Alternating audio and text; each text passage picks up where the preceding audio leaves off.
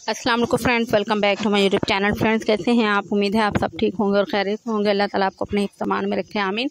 तो फ्रेंड्स, आप लोगों के लिए फ्लोरल कार्ड्स के हवाले से बहुत खूबसूरत आइडियाज़ हमेशा हम लेकर आते हैं। आज भी आप लोगों के लिए फ्लावर कार्ड के हवाले से डिफरेंट आइडियाज़ हैं, जिसमें paper craft related, ribbon flower से फैब्रिक क्राफ्ट रिलेटेड कोई भी आइडिया आप यूज़ करके अपने कार्ड को खूबसूरत बना सकते हैं। ईजी एंड हैंडमेड स्टाइल में आप अपने घरों में बैठकर बहुत प्यारे कार्ड बना सकते हैं।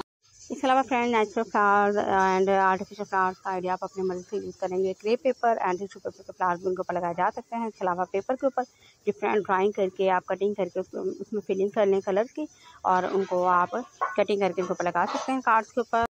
तो फ्रेंड, अगर आपको हमारी वीडियो आइडियाज़ अच्छे लगे हैं तो प्लीज़ वीडियो को लाइक कीजिएगा, चैनल को सब्सक्राइब कर लें। अगर आप लोग हमारे चैनल पर साथ साथ बेल आइकन प्रेस करें और कमेंट सेक्शन में अपने राय का इज़हार कीजिए आपको कौन सा वाला आइडिया ज़्यादा अच्छा लगा।